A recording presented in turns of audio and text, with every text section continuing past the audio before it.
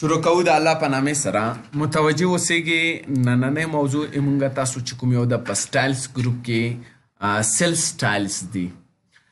که فکر مو کړی که چیرې تاسو دغې سیلو ته ډیزاین ورکوئ فارمټ از ټیبل څخه، مثال په دغو سټایلو تاسو ټول پوهیږئ او کې مو کړو ګوره سیلونو ډیزاین واخیستو، نوشتو مثلا ډیزاین واخیستو، دا به زه فارمټ از ټیبل کم.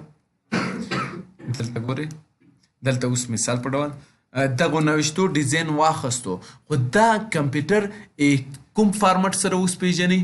ټیبل فارمټ سره.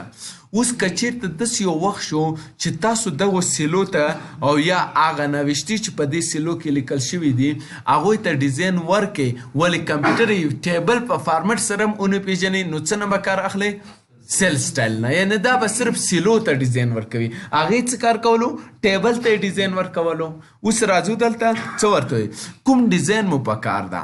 ګورئ دلته څو کټګوریانې دي، ګوډ بډ اینډ نیچرل، مثلا ډیټا اینډ ماډل، مثال په ډول ټایټل اینډ هیډینګ، دا ګورئ ډیزاینونه دي که نه، و نمبر فارمټ.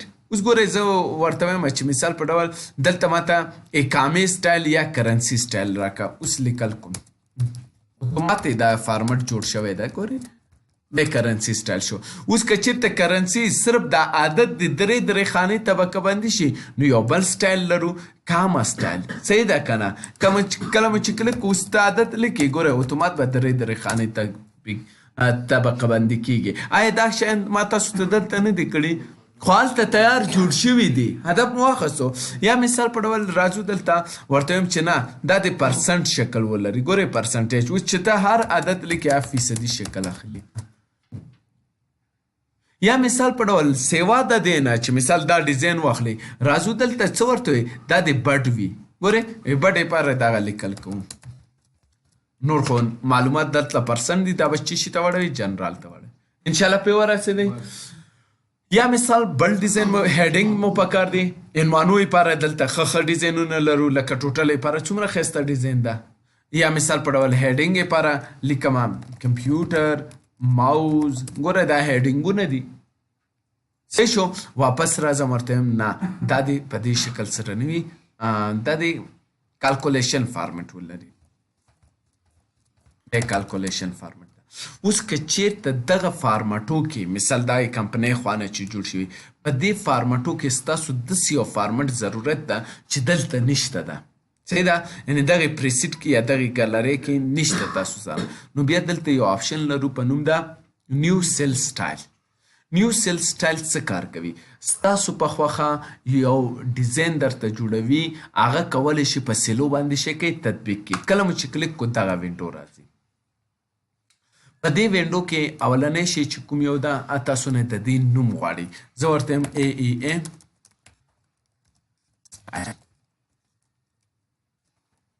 صحیح شو؟ دې نوم شو. ها دا نوم شو. دا فارمټ ګورئ فارمټ همدغه فارمټ سیل ده. اوس چې کله کلیک کوئ ګورئ هماغه شی راځي که نه. زه وایم په دغه سیلو کې یا هر چیرې چې زه دغه ډیزاین تطبیقوم د AEA سټایل په هر کوم سیل باندې تطبیق کم، د هغې که چیرته نمبر مې لیکلو اشاریه باید ونه لري، درې خانې طبقه بندي شي او منفي عادت کوي رنګ دې سور شي. البته دا رنګ سوله بدلوی شي، دلته به راشي دا بریکټ مې درته کړی و که نه. مثال په ډول زه ورته یم که چېرته منفي عادت وي نو دې رنګ د اتومات ګرین وي. ورسېدی او دې سره خوا کې که چېرته افغانۍ کرنسي هم ورکولی شي مشکل نشته ده. دې نه بعد که چېرته تاریخ لیکم، تاریخ دې باید په دې شکل سره وي. دا یو ډیزاین ځان ته جوړو.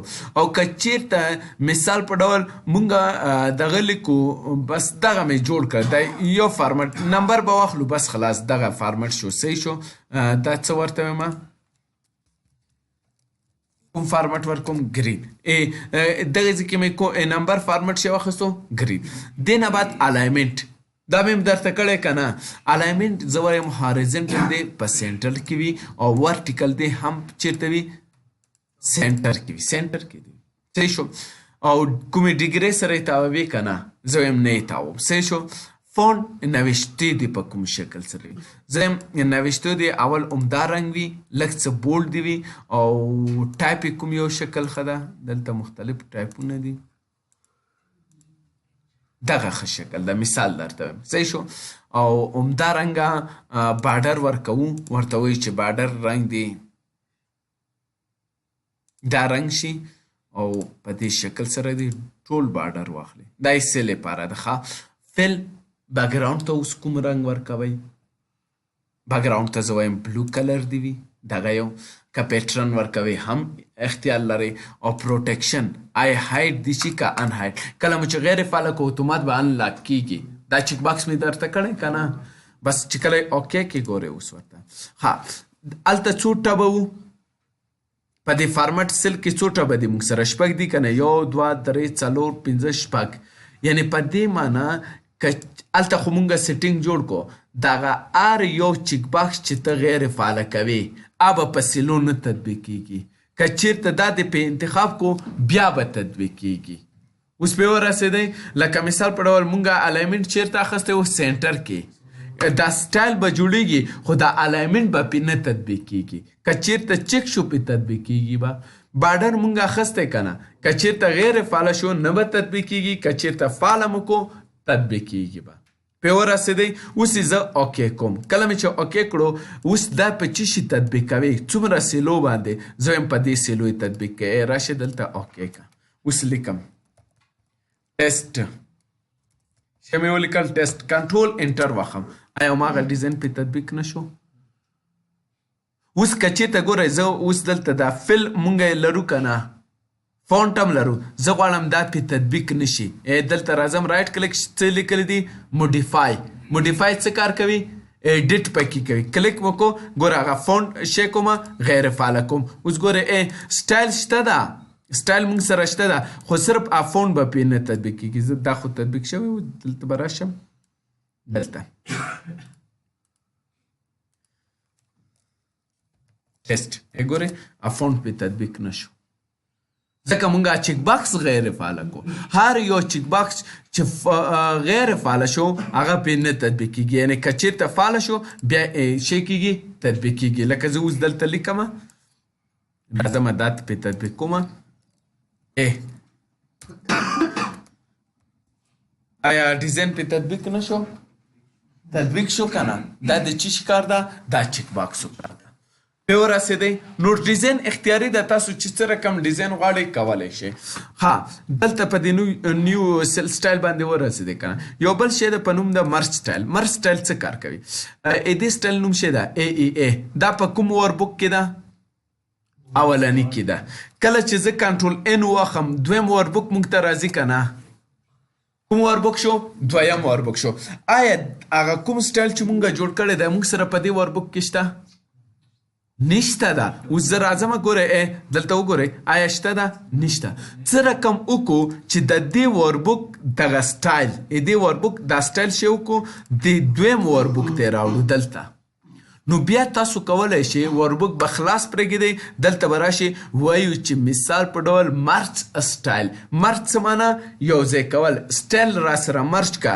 کوم فایل نه کله مو چې کلیک کو دلته درته وایي کوم فایل نه تاسو هغه سټایل راوړئ. هلته بوک ون ده که نه ده؟ همداشان احمد محمود هلته چار نوم یې ګورئ. زه دا فایل زه چینجومه. دا زه سیو کوم. مثال په ډول کنټرول اس. دا زه سیو کوم.